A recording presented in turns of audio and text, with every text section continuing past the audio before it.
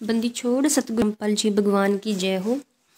परमात्मा की सभी प्यारी आत्माओं को सत साहिब। कुछ हमारे भक्त भाई बहन ये कहते हैं कि साध संगति करने का आदेश गुरुजी ने कब दिया। घर पर भंडारा करना और गुरुजी को भोग लगाने का आदेश गुरुजी ने कब दिया। तो भक्तों, गुरुजी ने घर पर साध संगति करने का आदेश ही नहीं बल्कि साध संगति घर पर करके भी दिखाई है। जब गुरुजी ने इस भक्ति मार्ग की शुरुआत की थी, गुरुजी ने भक्तों के घर पर भी सत्संग किए। वहां पर भंडारा भी बनता था, गुरुजी को भोग भी लगाया जाता था। गुरुजी ने हर एक किरदार को निभाकर दिखाया अपने भक्तों की, भक्त को कैसा होना चाहिए, भक्त का रहन सहन कैसा होना चाहिए। गुरुदेव भगवान ने खुद परमात्मा होते हुए भी एक भक्त की भूमिका निभाई। परमात्मा होते हुए भी आज संत की भूमिका में है। पहले परमात्मा ने अपने तत्व ज्ञान से अपने बच्चों को सत भक्ति की पहचान करवाई और सतलोक की जानकारी दी। उस समय गुरुजी ने पाखंड पूजा को छुड़वाकर मोक्ष मार्ग की सही पूजा विधि की पहचान करवाई। अब वर्तमान में साध संगति गुरुजी ने अपनी पहचान करवाने के लिए शुरू करवाई कि अपने भक्तों को जगाने के लिए कि गुरुजी ही कबीर भगवान है। आप कहोगे कि हम तो गुरुजी को अपना भगवान मानते हैं, मैनेजमेंट वाले भी गुरुजी को भगवान मानते हैं। अगर संगत गुरुजी को भगवान मानती है तो भगवान वाले गुण गुरुजी में क्यों नहीं देख रहे? भगवान जैसा आदर गुरुजी को क्यों नहीं दे रहे? अरे भगवान तो अंतर्यामी होता है, गुरुजी को अंतर्यामी क्यों नहीं मान रहे? अगर संगत गुरुजी को कबीर परमात्मा मानती, फोन पे प्रार्थना नहीं लगवाती। फोन पर प्रार्थना कौन सुनता है? साधारण जीव। कहाँ से आपने गुरुजी को अपना परमात्मा मान लिया? अगर मैनेजमेंट गुरुजी को भगवान मानता, संगत की प्रार्थनाएं नहीं लिखता, वे संगत को समझाते कि गुरुजी हमारे भगवान है। परमात्मा आत्मा का साथी होता है। आप प्रार्थना गुरुजी को अपनी आत्मा से कीजिए, लेकिन ऐसा तो कुछ भी नहीं है। अगर मैनेजमेंट गुरुजी को भगवान मानते तो संगत से गुरुजी का झूठा आदेश बताकर राजनीति नहीं करवाते। ये राजनीति का खेल क्यों खेला जा रहा है? गुरुजी को जेल से छुड़वाने के लिए। भक्तों, जरा सोचिए, जो भगवान काल की 21 ब्रह्मांड की जेल से अपने बच्चों को छुड़वाने आया है, उस भगवान को एक जीव कैसे छुड़ा सकता है? फिर कहां से गुरुजी को आपने भगवान मान लिया? क्या भगवान से बड़ी सरकार हो गई? क्या वकील भगवान से बड़े हैं? आप गुरुजी को परमात्मा कहते जरूर हो, लेकिन गुरुजी को परमात्मा वाले गुण आप उनमें नहीं देख रहे। संगत ने गुरुजी को परमात्मा नहीं बल्कि स्वार्थी सिद्ध कर दिया। कैसे? गुरुजी ने राजनीति को दलदल बताया है और हमेशा अपने भक्तों को इससे दूर रहने को कहा है। क्या गुरुदेव भगवान जेल से बाहर आने के लिए उस दलदल में अपने बच्चों को गिराएंगे? कभी भी नहीं गिराएंगे, क्योंकि वो समर्थ है। आने को जब चाहे बाहर आ सकते हैं। वो बैठे सिर्फ अपनी संगत के इंतजार में है कि वे गुरुदेव भगवान को अपना कबीर परमात्मा एक बार स्वीकार कर ले। वे गुण जो परमात्मा में होते हैं, वो गुण अपने गुरुजी में देख ले कि गुरुजी ही कबीर भगवान है, उनके अलावा कोई और भगवान नहीं। अगर संगत ये सब चीज समझकर अपने गुरुजी को अपना परमात्मा अपने हृदय से मान लेगी, उस दिन परमात्मा फिर जेल से बाहर आने में देर नहीं करेंगे। अगर संगत गुरुजी को परमात्मा मानती तो वे काल्पनिक कबीर की फोटो छोड़ देते, लेकिन ऐसा कुछ भी नहीं है। गुरुजी ने बोल रखा है कि ये काल्पनिक कबीर की फोटो जो आप देखते हो, परमात्मा ऐसे नहीं दिखते, क्योंकि गुरुजी ही खुद कबीर परमात्मा है। काल्पनिक कबीर की फोटो को परमात्मा बताना इस सत भक्ति मार्ग के रास्ते को दिखाने के लिए पहला स्टेप था। इस सत भक्ति मार्ग पर खड़ा होने की वो पहली सीढ़ी थी। गुरुजी कहते हैं, गुरु सीढ़ी चढ़ ऊपर जाई, सुख सागर में रहा समाई। आप तो पहली सीढ़ी नहीं छोड़ रहे। जब आप पहली सीढ़ी को छोड़कर आगे की चढ़ाई चढ़ोगे तभी तो सुख सागर में पहुंचोगे। उसके लिए आपने इस काल्पनिक कबीर को छोड़ना पड़ेगा, क्योंकि गुरुजी कहते हैं, बंदी छोड़ दयाल जी तुम लग हमारी दौड़, जैसे काग जहाज का सूजत और ना ठोर। जब भक्तों को गुरुजी के अलावा कोई और भगवान दिखाई नहीं देगा, तभी तो गुरुजी भक्तों को अपने सतलोक ले जाने वाले जहाज में बैठाएगा। संगत ने तो दो नाव की सवारी में है। एक तरफ गुरुजी को भगवान कहती है, दूसरी ओर काल्पनिक कबीर को अपना भगवान मानते हैं। जो दो नाव की सवारी करते हैं वो हमेशा डूबते हैं। इसलिए हम काल्पनिक कबीर की फोटो को छोड़ने के लिए बोलते हैं। ये परमात्मा की तरफ से संकेत है। जो असली कबीर हमारे गुरुदेव भगवान संत रामपाल जी हैं, उन्हीं से मोक्ष होगा। मोक्ष तभी होगा जब गुरुजी में परमात्मा वाले गुण आप स्वीकार करोगे। आप स्वीकार कर लोगे कि गुरु जी अंतर्यामी हैं। हम जो प्रार्थना अपनी आत्मा से करेंगे वो हमारे गुरुदेव भगवान तक जरूर पहुंचेगी। इसलिए गुरु जी कहते हैं कि चींटी पायल बाजा पैर, साहिब सुनता है सब लहर। अगर संगत गुरु जी को भगवान मानती, मैनेजमेंट वालों को गुरु जी का परिवार समझकर उनके झूठे आदेशों पर नहीं चलती, क्योंकि परमात्मा इस काल के लोक में घर बसाने नहीं आता। उस परमात्मा की पूरी सृष्टि उसका परिवार होता है। परमात्मा ने परिवार की यह लीला इसलिए करके दिखाई कि गृहस्थी व्यक्ति भी परमात्मा को प्राप्त कर सकता है। पहले यह धारणा थी कि जो त्यागी और बैरागी साधु संत हैं वही परमात्मा को प्राप्त कर सकते हैं। उस पाखंड को समाप्त करने के लिए गुरुजी ने परिवार की लीला की।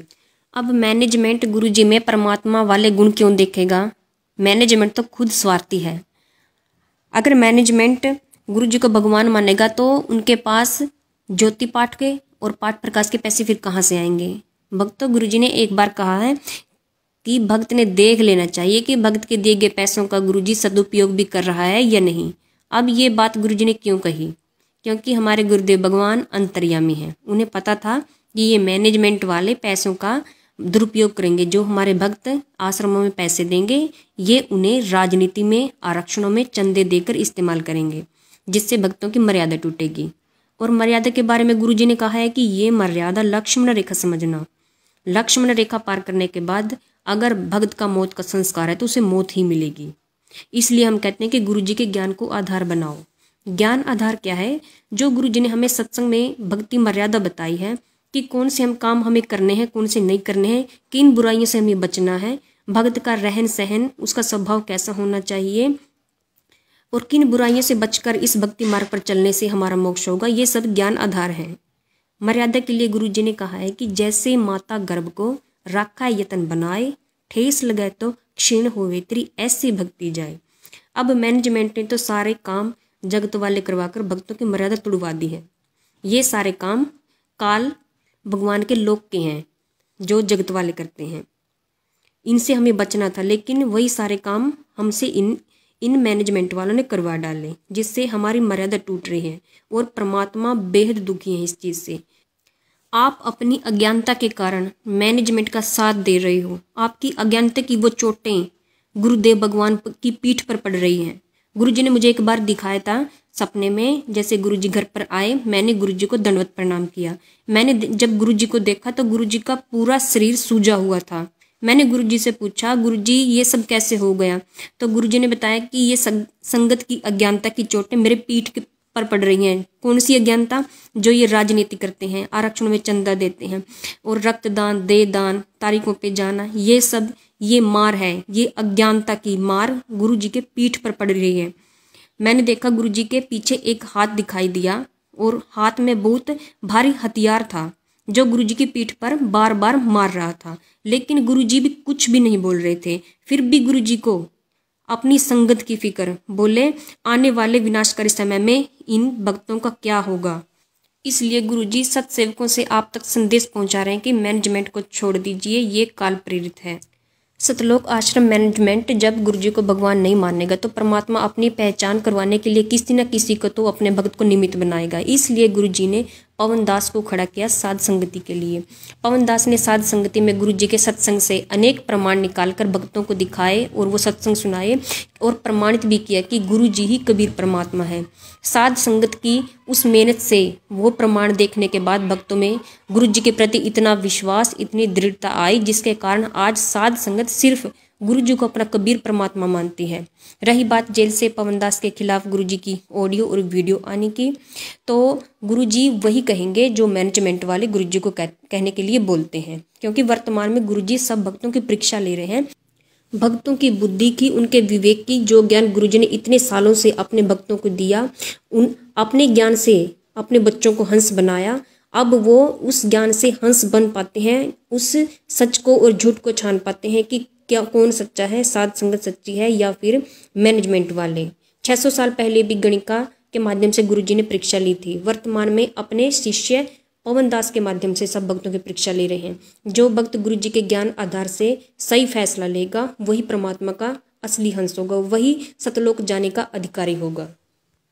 वर्तमान में गुरु जी को अगर कोई परमात्मा मानता है तो सिर्फ साध संगत है। सिर्फ साध संगत गुरु जी को परमात्मा के गुण से संपन्न मानती है। इसलिए हम आश्रमों में फ़ोन पे प्रार्थना नहीं लगवाते, क्योंकि हम अपने गुरुदेव भगवान को अंतर्यामी मानते हैं। हम आश्रमों में दान नहीं करते, हमें पता चल गया कि वहाँ यहाँ हमारे दान का दुरुपयोग होगा। और दूसरी तरफ साध संगत जो पैसे की सेवा इकट्ठी करती है उसे सदुपयोग में लाया जाता है। ना इस साध संगत किसी को चंदे के रूप में देती है, ना किसी की राजनीति में लगाया जाता है।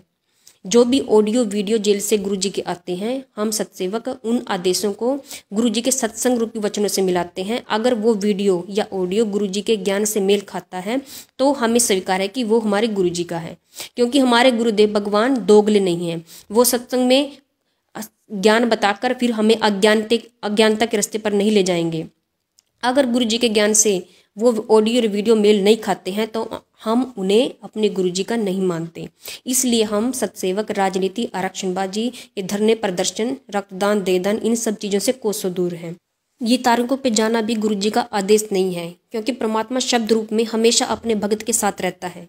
तारीखों पे जाने का आदेश ये खुद मैनेजमेंट अपनी तरफ से बोलते हैं। गुरुजी ने कई बार हमें बताया भी है कि बच्चों, गुरुजी को हमेशा अपने पास समझना, दूर समझने की गलती मत कर देना।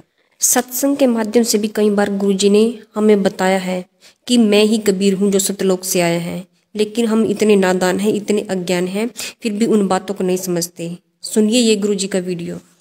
कि तुम तो साधना कर रहे, ये गर्भ विष्णु महेश, ये अजर अमर नहीं है, इनसे मोक्ष नहीं हो सकता। वो परमात्मा मैं हूँ, यानी सतलोक से आए हैं, वो सचखंड में हमारा स्थान है, वहां चलो तुम। इसलिए भक्तों, सिर्फ गुरुजी को अपना कबीर परमात्मा मानिए। मैनेजमेंट से कहीं ज्यादा गुना दुखी गुरुजी को भक्तों ने किया है। अगर भक्त ये संगत मैनेजमेंट का साथ ना दे तो ये मैनेजमेंट वाले कुछ भी नहीं कर सकते।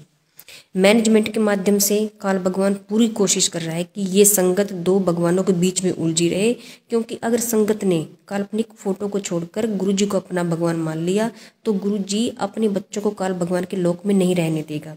वो सभी आत्माओं का मोक्ष करेंगे। गुरुजी को खुश करने का सिर्फ एक ही तरीका है, एक ही उपाय है, वो गुरुजी को भगवान मानना। गुरुजी ना तो आपके दान धर्म से खुश हैं, ना आपने जो ज़मीनें इन मैनेजमेंट वालों को दान में दी है ना उनसे खुश हैं।